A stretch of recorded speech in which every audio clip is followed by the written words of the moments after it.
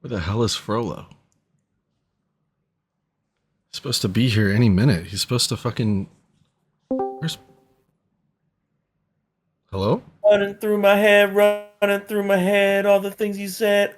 Things you said, things you said. All the things you said running through my head, running through my head. Oh my Hey, what's up, Ding god. Dong? What's up, What's up, Frollo? buddy? How you doing? Oh, I ran into a cantankerous goose. I was a little behind.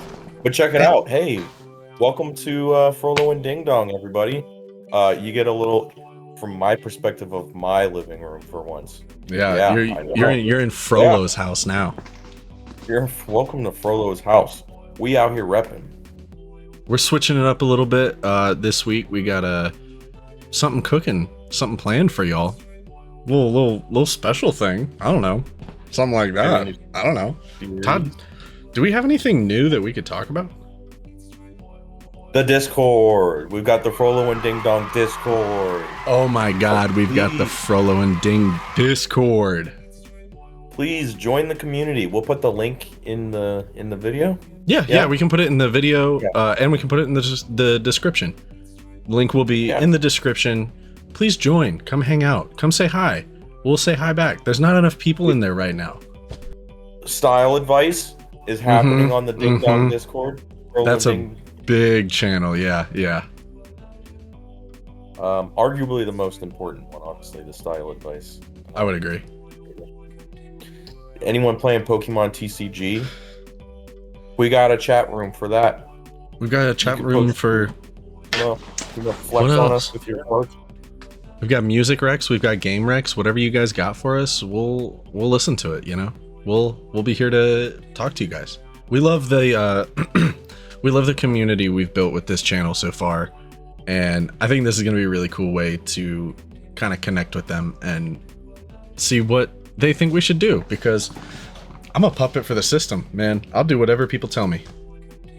We're dancing monkeys. I'll dance along. I'll dance right along. We'll dance along. And I think this kind of segues into our next idea that we have cooking up is, Caleb, do you want to talk about it? Yeah, so it kind of goes with this video today. We kind of had the idea to start I have to give full credit to Frollo for the namesake, the Caleb and Todd cast. So today's video is going to be a presentation style where you're going to see some interests of ours that we're going to share with each other.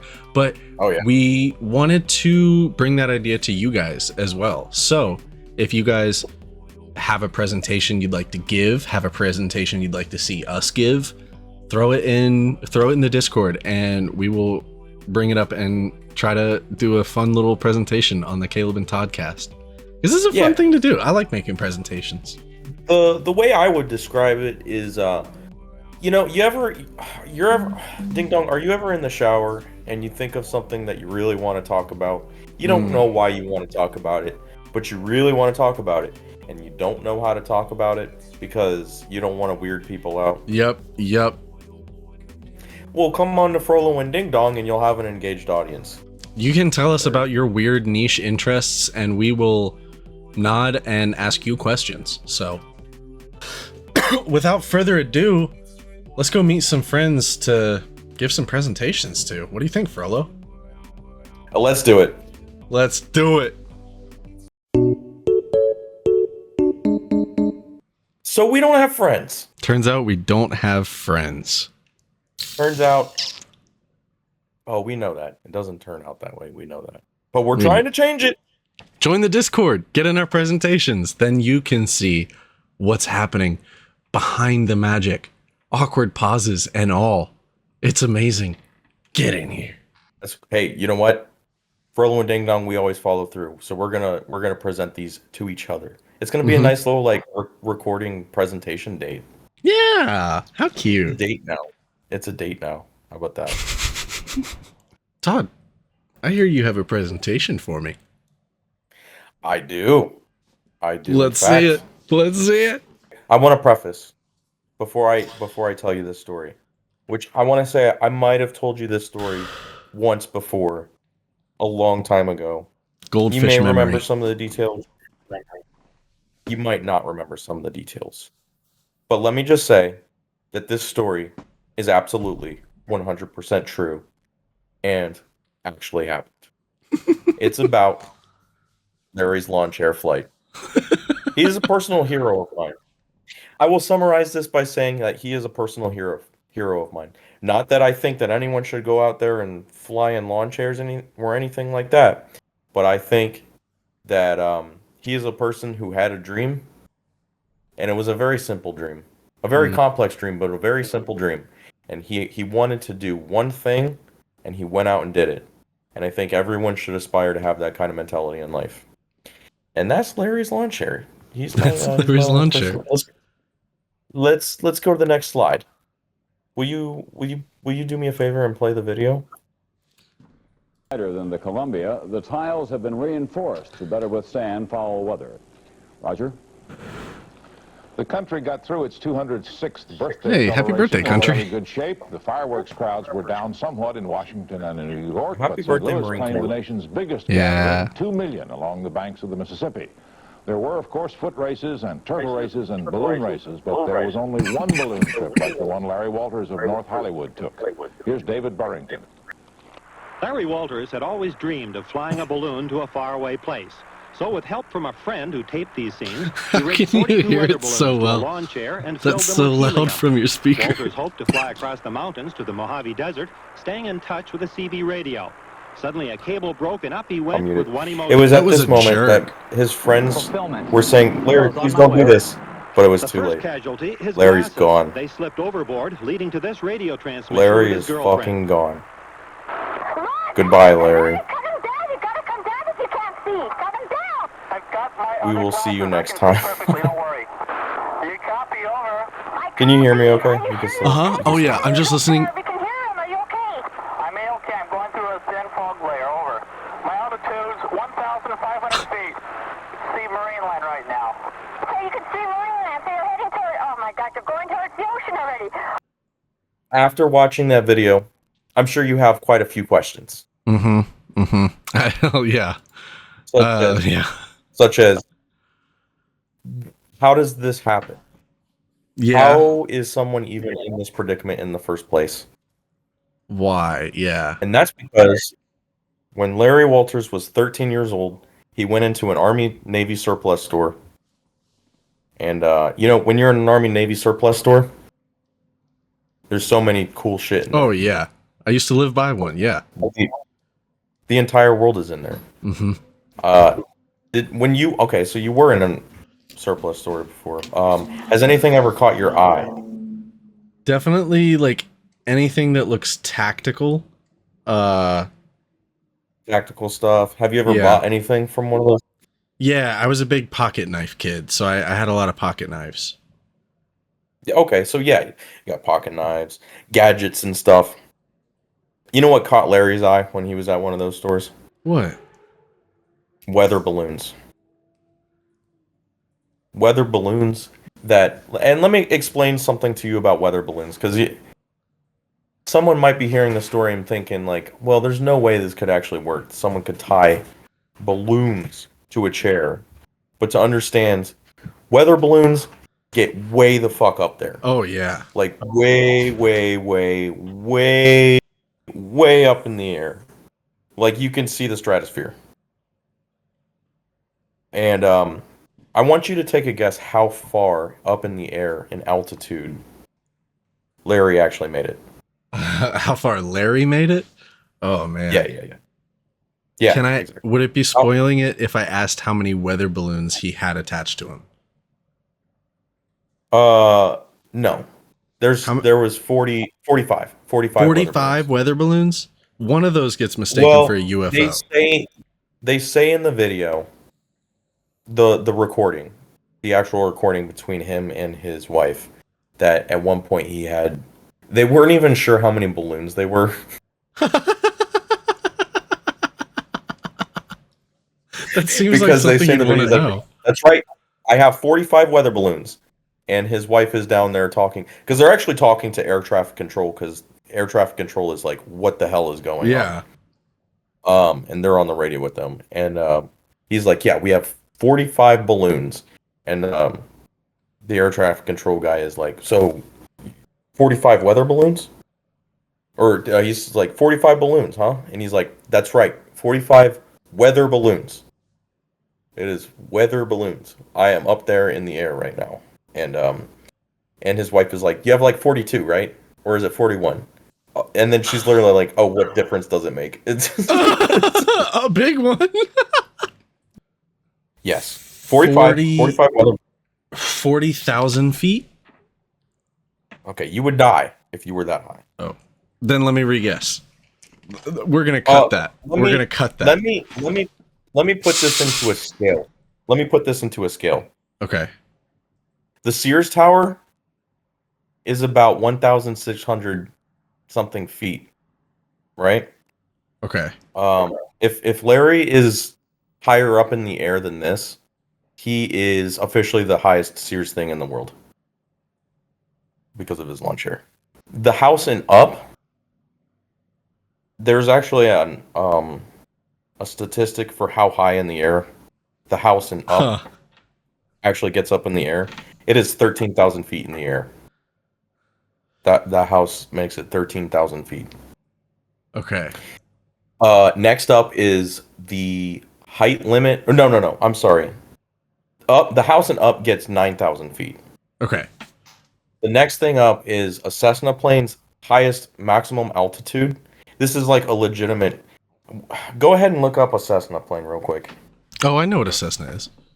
Oh, you know what a Cessna? We'll just include like a little picture of it. This is a Cessna. That's its highest maximum altitude is 13,000 feet. Okay. That is the highest that plane can get. Okay. Larry Walters is 16,000 feet in the air. Oh my God. He plans no more than 7,000. Dude, he must have been terrified. He was pretty chill. If you listen to the recordings, like there's a moment He looked in like the a chill recordings. guy. There's a moment in the recordings where his wife's talking to him and she's like, "Well, Larry, at least we found your glasses and they're okay. They're intact. So that's good." And he's in the recording, he's like, "Well, that's good at least." Well, he's up and he's got a really bad sunburn and he's cold as hell. Oh yeah, I bet. I was gonna ask that. Like, how are the temperatures that high? Yeah. Let's get into some more specifics of the actual equipment. If you would like to go on to the next slide. Okay. Oh my God. Here's the operation. Okay. Here's the itinerary for the operation, right? Okay, so we've got the lawn chair. Here's some interesting things about the lawn chair. It's a 1986 Sears lawn chair that cost. Guess how much the lawn chair actually cost? I'm gonna say 1995 retail. It is $110 back in 1986. Back then, it was. I don't know about you, but $110. Yeah, Jesus. That chair was $110, and because of this, Larry Walters actually became an endorsement for Sears. So I don't understand how lawn chairs were $110 back in the day. That's kind of crazy. I mean, his wife getting so mad is starting to make sense. Like, we've got a BB gun. Yeah. Oh yeah. Go ahead. No. Let's talk about the BB gun, please, because that immediately drew my attention. Why does? Well, so maybe one of the questions you have in your head is, how does Larry Walters get down? I think I just put some puzzle pieces together. That's his descent method. Yeah, he brought a BB gun so that he could shoot the balloon to start descending, and that also the water very jugs regulated. Yeah, it's very well thought of. It's very well. It's not. In some cases, this is very. I can see like Larry Walters actually researched this really well, but this was not professionally done by any means. but it does work. Like he's got the BB gun, and his plan is that when he's ready to start going down, he's gonna start shooting the balloons, and he's gonna shoot enough of them where he'll safely start descending down towards the ground. Sure. An altimeter, obviously, that seems kind of obvious why you would need an altimeter. A pair of 2 CB radios. Also, kind of where- speaks for itself. Yeah, he's talking to his wife, and he's also talking to air traffic control. Parachute seems like a pretty fucking good idea, Larry. Yeah, yeah. See, yeah, parachute and life jacket makes me think like this isn't a guy who wanted to travel around in this. He just wanted to go high up, look around, hopefully get down safely. If not, he's got a backup plan. He's got, yeah. And he's got 2 backup plans, because guess where he lives? In Los Angeles, right near the coast. He lives in Long Beach. Oh, okay. Right? So he's got one So or two there's a options. chance- There's a chance, and it does kind of become true for a while, where he could go towards the ocean. So he brought a life jacket with him.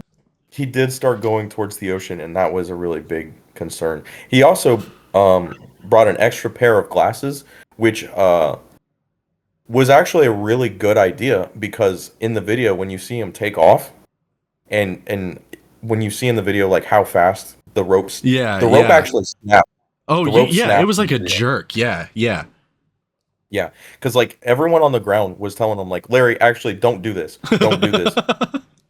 And while they're saying don't do this, the rope snapped. And you know what else happened when the rope snapped and he shot up in the air? His glasses fell off his face. Oh, but he had an extra pair. But he brought an extra pair of glasses. That's nice. He brought a 35 millimeter camera, which back True. in the day, really big deal, expensive camera. And of course, you're gonna want to take pictures while you're up there, you know. However, while Larry was up in the air, he was so amazed at what he was seeing that he forgot to take pictures. There was no pictures of anything. I mean, that's fair. He was so in awe of. I get that. of Yeah. 2 of my favorite pieces of equipment that Larry brought with him, and probably the most necessary, is a 2-liter of Coke and a sandwich. So, okay. I just want to run through some logistics real quick. Yeah. He cannot drink water without going higher up in the air.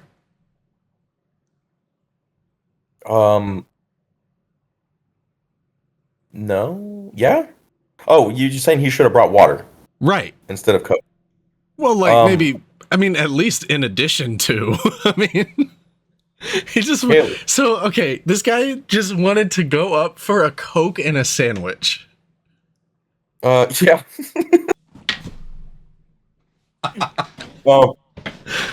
I I think he should have brought some potato chips with him too, because Yeah. I think a Coke, a nice cold Coke, a cold cut sandwich, and some potato chips is really a power combo, and he's already got a combo going on. Yeah.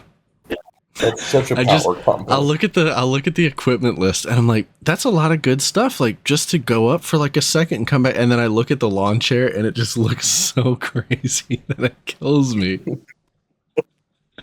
Let's go to the next slide, shall we? Let's do it. Oh Okay. my God. Here's his flight trajectory, and like he makes quite a distance. Yeah. And this is all estimated, a pilot map that I was going to say, I feel like pilot is a very strong word there. Yeah, I got this off of markberry.com. Check out markberry.com about this story. No, Mark Berry's got some like really interesting stuff. Like he's got, if you want to listen to all the recordings for this, Oh, for this whole shit. thing, you go to Mark Berry, and they've got the estimated pilot map that they were working out with the air traffic control and everything. It's very Damn. cold, and he's got a really bad sunburn.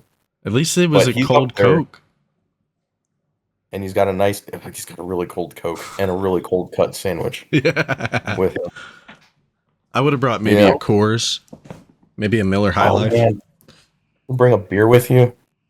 I don't think I explained the water jugs that were on the chair either. Those were supposed to be a ballast, so that Yeah. You explained that. Okay, so when he shoots down the balloons, the water jugs are supposed to weigh him down. Yeah.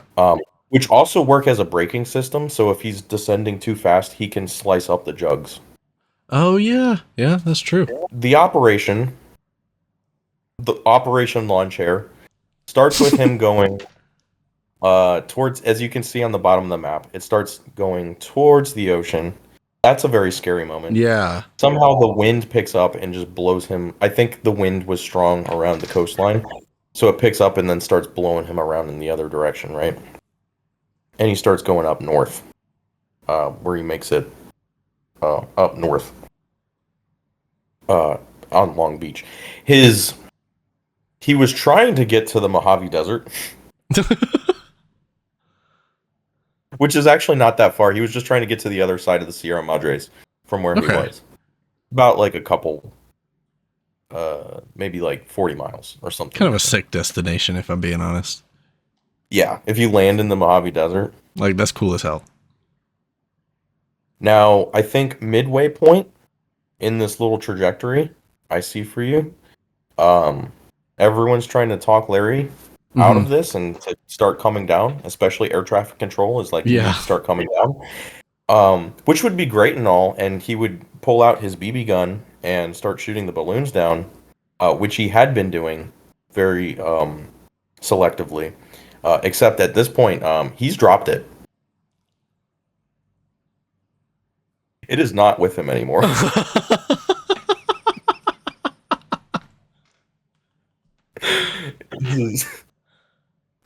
So he's floating around, and he's like, well, you know, I don't... It just so happens, though, I guess.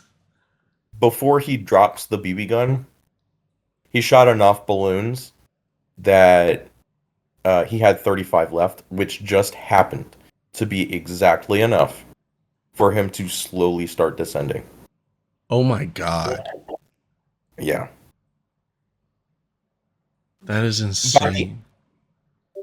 By the time Larry gets to the end of this this little map that we have here, he lands in some suburb in Long Beach, Los Angeles, right? And the only person around when he lands, because they actually shut off the power lines in Long Beach so that he doesn't fry himself on the way down. Let's consider it, yeah. So Long Beach does not have power while this is going on. And the only person there when he lands is this kid who is playing outside and sees him landing in a lawn chair with weather balloons. And you know what? Larry does not say anything to this kid. You know what he does? He gives the kid the 2-liter and the lawn chair and walks away. Does he seriously? Yeah.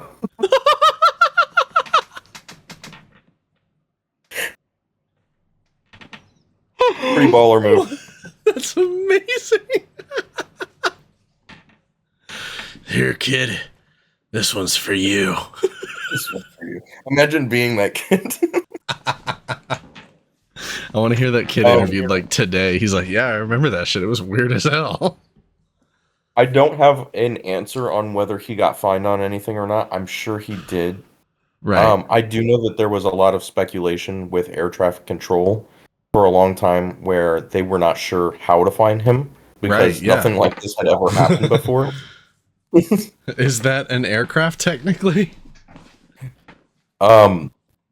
Yes, because aircraft were calling in air traffic control and saying like, "Hey, are there skydivers in the air?" And they're like, "No, there's nothing out there." Shouldn't be. I'm like, what am I seeing right now? Yeah, right. I understand the being in that moment and not being able to take a picture. Like just being in the awe of what you're looking at and not wanting to take a picture. I get that. I can't be disappointed about that. Yes, and I'm going to be honest. I wasn't sure whether or not I was going to include this in my presentation, but I'm going to because I think it's important. But I'm going to end it on kind of a sad note. After Larry Walters landed, what he saw in the air was so amazing to him, and it was the greatest moment of his entire life. It's what he sought after his entire life, and he got that. But unfortunately, 11 years after this whole thing took place, he did go to a secluded forest and take his own life. Whoa. Which is yeah, it's really, he was a person that was never able to, he wanted this so bad. Yeah. What he got to see up there was all he wanted in his entire life, and he got it, and he can never really repeat that feeling ever again. I mean, when he was up there, like, he was having the time of his life. Oh, I You know, imagine. everyone- Yeah. And I'm not gonna claim or speculate on anything on why he took his own life, but I do think it's very important that to recognize him as a person who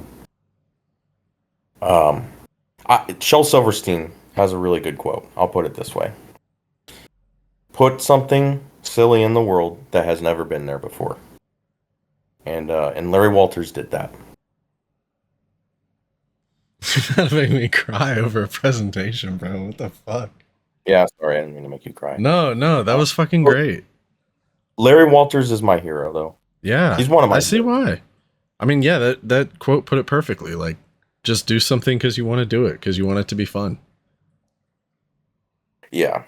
What a chill guy. SB Nation does a really good video on this story. Okay. John Boy's, look up the Pretty Good series. I'll give him credit. He puts the quote up on there in that video. Really awesome video.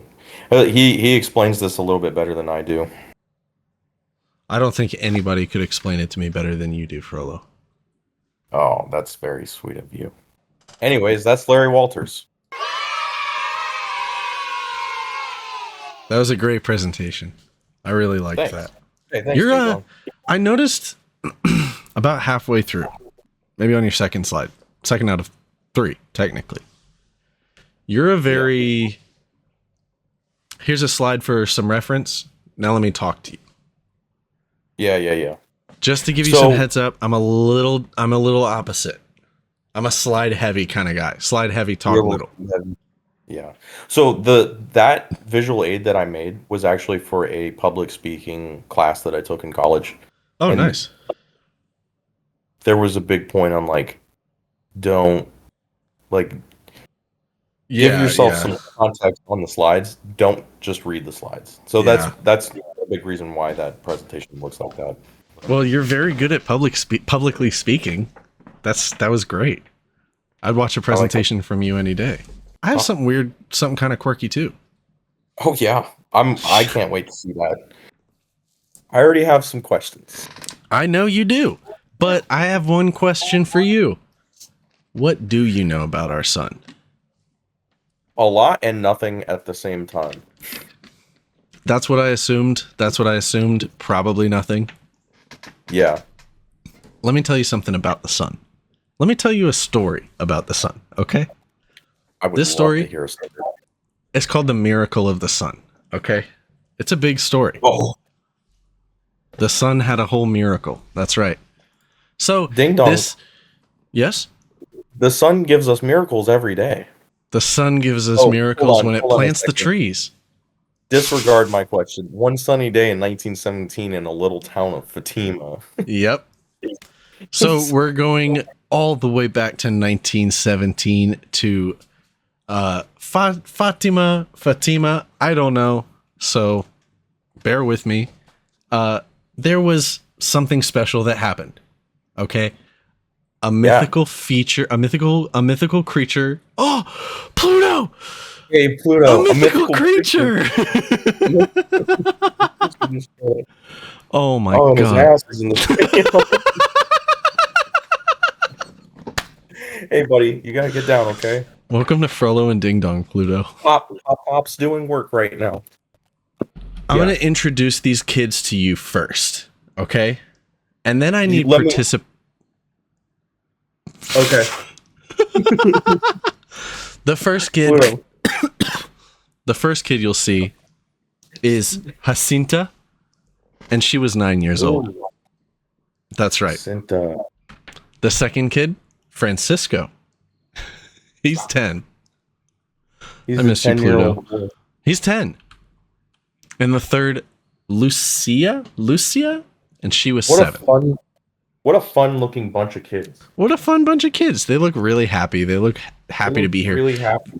They were chill little sheep farmers, just doing their sheep farmer things. That was kind of common at the time, just to be a sheep farmer from your family. What's up? Where is Fatima? Where in the world is Fatima? I'm glad you asked. That will be answered. That will be answered. All in due time. All in due time. I know you'll have listen, I just threw you right into this. I just threw you into this little town with these little kids, dude. I'm here for it. Oh shit. But it's quiz time. Pluto, are you ready? You ready for quiz time, Pluto? I love that dog. What mythical creature decided to come down and visit Fatima? Okay. Was it A, Jesus Christ? B, Blade in a hoodie, who's a rapper. He's like an internet rapper. But it can't be to him. Or is it the Virgin Mary? The Virgin Mary. I'm feeling Virgin Mary. I'm feeling option number 3. I think. Oh, let's go. Wow. You're so good at this. I can't wait to see how you progress. You're getting good grades, I can tell. So yeah, the Virgin Mary came down on May 13th in 1917, and she showed herself to these 3 children and started talking about how the world is sinning and everybody sucks, and they either need to pray the way she wants or they're going to get punished. Okay? Simple as that. Something to keep in mind. Yeah. This is a really Catholic community. So very religious. Just to keep that in mind. So the Virgin Mary's showing herself to these kids. Weird. From May to October, she visited them frequently on the 13th day of each month just to pop in and say hi. Kind of scary that it was on the 13th day. But, you know. Sorry, he's trying to bite my hand. I love him so much. He can't do wrong. Whoa. Pump the brake. I know what you're thinking. Hold the phone. Fatima? The Virgin Mary? What's going on? Let's take a nice little, let's take a break for a second. Let's decompress. Catch your breath. Yeah. There's a lot coming at you. There was a lot thrown at you. Kids, Mary. Actually, can we re-summarize real quick? Yeah. Okay. Virgin Mary comes down to Earth, talks to 3 kids, and keeps talking to them on the 13th day of every month. Okay. About how be bad. Yeah, don't be bad. Pray the way she wants you to. Otherwise, we're all gonna die. All that fun stuff. And now I'm going to tell you a little bit about Fatima. Oh, yeah, that was my question. Oh, beautiful. Fatima is like I said, very Catholic community in Portugal. Okay. So think like kind of similar to the Vatican, where it's kind of Catholic run. So like the church has a big say in a lot of their goings on. Trying to be delicate around this. Also, you have to keep in mind, Portugal in 1917, kind of a scary place, kind of a scary time in history, because it was World War I, right? And Portugal was really not awesome in that war. They had... Was the Virgin Mary helping?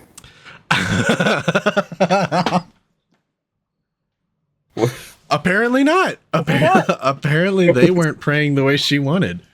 Because you're playing this up, but it was a very bad time. Yeah. Oh, absolutely. And they, especially their naval fleet, got almost completely decimated. So you have to imagine what kind of mental place that puts their community in. Not an awesome time to be there, you know? Right. Not saying that the Wait, Virgin how many- Mary. How many ships does that say Portugal had destroyed? German submarines sank 96 Portugal ships and damaged 5 others. That's the entire Portugal Navy. That is like Portuguese. the fleet. Yeah. So we need a miracle. Exactly. It's safe to say things were pretty shaky leading up to the Virgin Mary's arrival, because this was just a few months before. It's like walking on. You like that? Yeah. But Things it's were quiz bad. time again. Oh, it's Boom. quiz time. Now, we talked about Fatima in 1917. We talked about some economical, Right. disaster type stuff. Yeah. What item shortage caused mass hysteria in Portugal, do you think? Hmm. Do you think it was tobacco? Hmm. Do you think it was matches? Do you think it was miracles? I think we're short on miracles right now. I said that earlier. You did say that. I think we have a miracle shortage. Unfortunately, they were short on matches. Womp womp. Match. Oh, yeah. Matches. That was it was probably- a big thing. probably- Yeah. Big thing back then. What Putting was you that? in the headspace. Oh, Where did all of that go? Oh my God, Steven's here. Hello. hey, Hey, Steven. you're a little late. Hi. We're in the middle of. But hey, welcome to the. You wanna watch the last little bit of my presentation? Yeah, I'm pulling it See, up. Oh my god. So I'm not gonna give you any context, any backstory. You're gonna get it. The Virgin Mary is visiting a very small town in Portugal, basically. Back in Fatima, Portugal, the 3 children that had been talking with Mary had been having conversations, and Mary was hinting at something really big. I kind of meant this to be read in a Charlie voice, where she said, "Go, I'm gonna do Hey. something really spooky." Yeah. keep talking. I gotta get Pluto to stop eating this blanket real quick. Okay. So she announced that she was going to do a big final spectacle on October 13th, and it was going to be amazing. And she was going to show everybody that she was real, and the things she was talking about was real, and everybody needed to pray for her. Back to the 3 kids. The 3 children. All 3 children.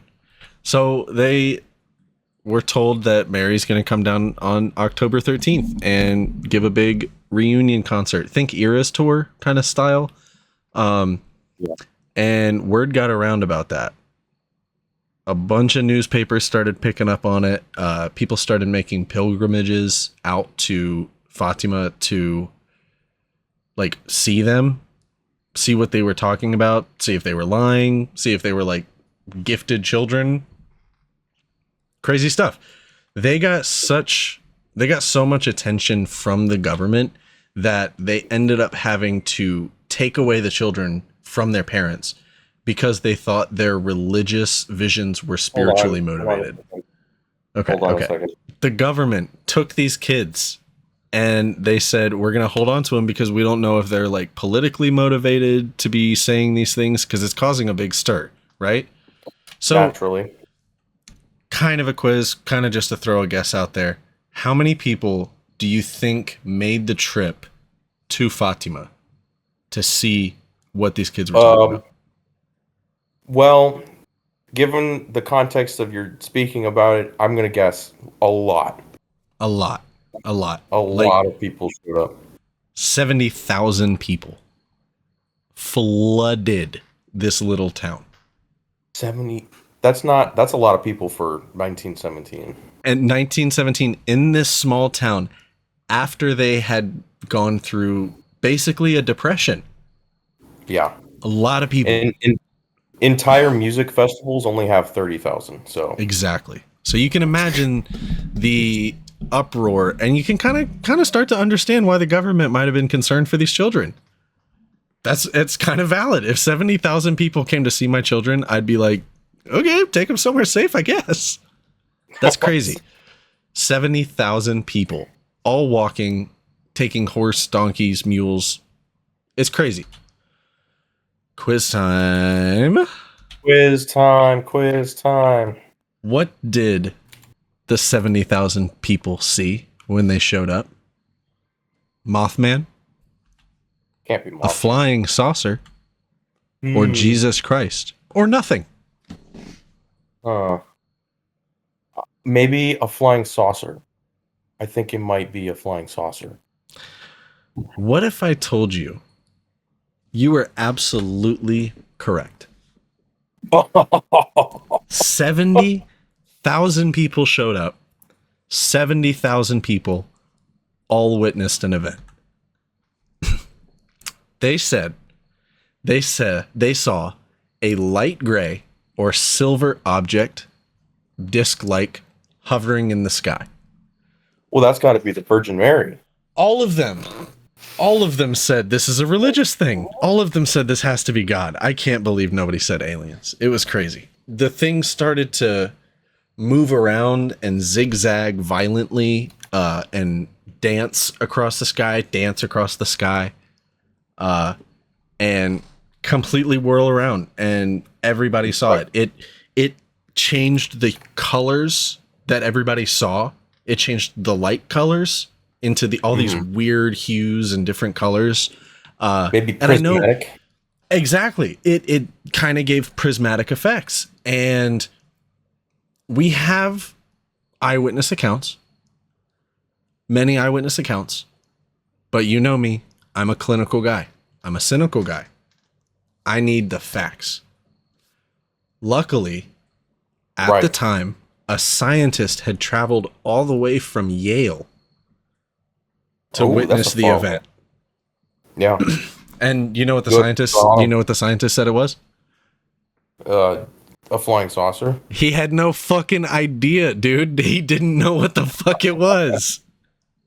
He said, I was looking at the place of the apparitions in a serene, if cold, expectation,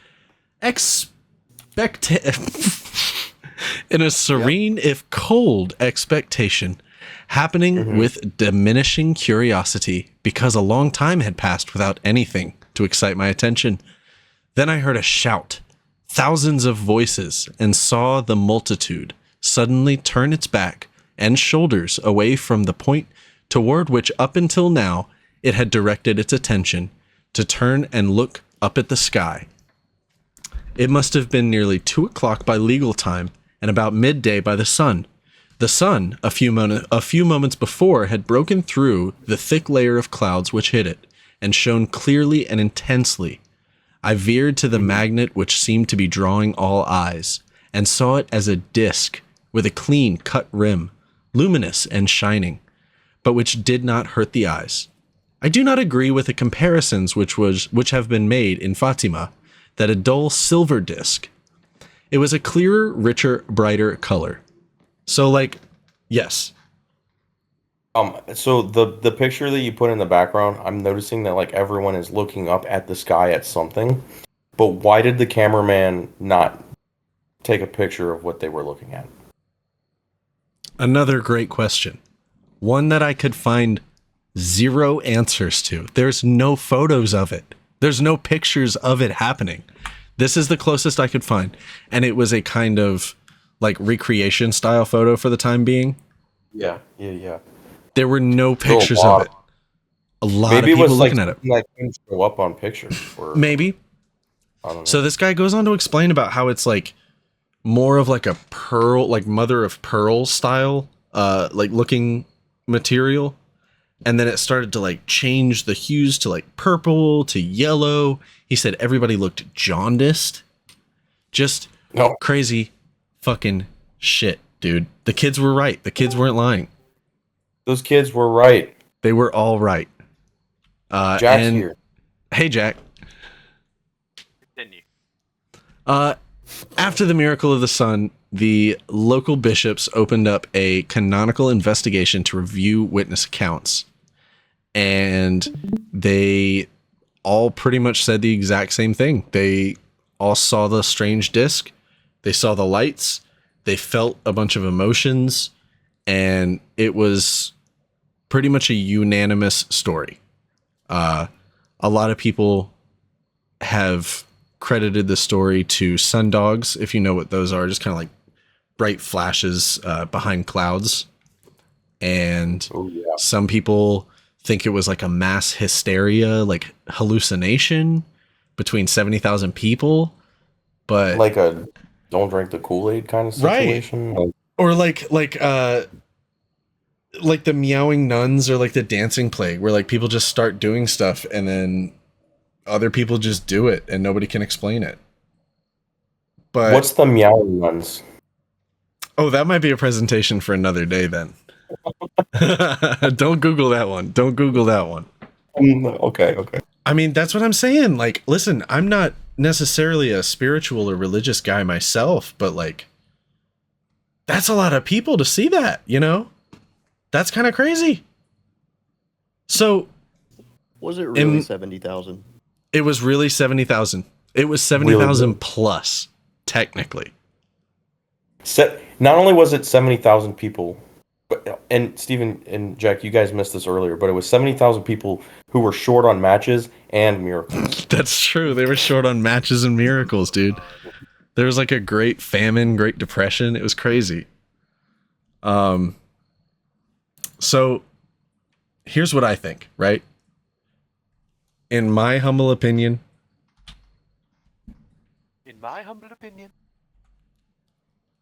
Marry an alien. For real. I mean, what else could you say? All these kids saw Mary. All these people said they saw Mary, but they also said they saw a giant flying disc in the sky. Yeah. I want to stress here that that's 1 R, not 2. Definitely don't wed an alien. Don't wed an alien. Well, no, I won't say that. I wouldn't go on record to say that. You never know. That's true. I've played Mass Effect. Yeah. That's all I'll say.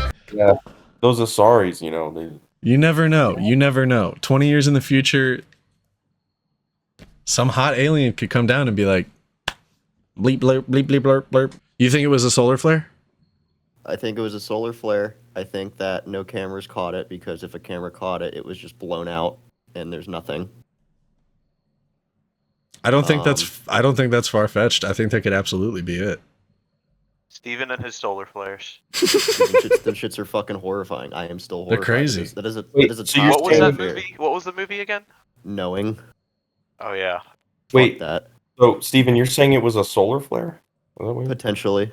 Caleb, can you go back to the second slide real quick? Yeah. Yeah, give me 1 sec. Hey, he's got a point. Hey, he's got a point. Well, thanks for being here for my presentation. I'm glad you learned something about the sun today, hopefully. Oh, I feel so excited. I feel Pluto learned a lot. Yeah. Oh, I was so happy to have Pluto on. I don't know if it was your presentation that he learned. He learned a lot. Could we maybe do a segment in the future where we put some peanut butter on the camera? Oh no. Just let him go crazy? No. Okay, that's fine. No. Even if it was for a little bit, I'm glad to have had Jack and Steven here. Yeah, absolutely. Because we were looking like we didn't have friends for a while. It's good to see you guys in the Frollo and Ding Dong server too. What an honor. Yeah, thank you. It was great to come in here and see a black and white sun image with God. It was awesome. Yeah. Not at all. I thought you were gonna do something funny, like it was like, can you drink this many beers? If so, how? And then it's not at all what I walked next into. time. No, I was going for factual history. Weird history. I know that now. Yeah, thanks for watching.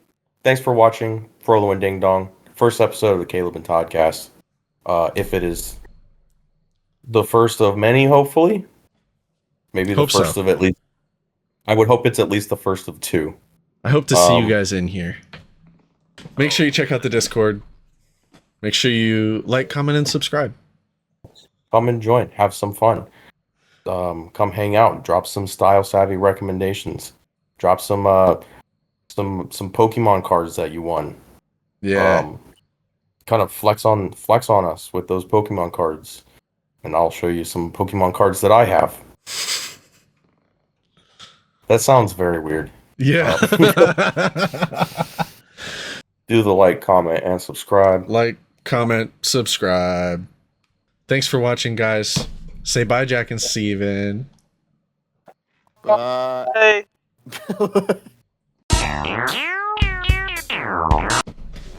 Bye, Jack and Steven. Bye, Jack and Steven.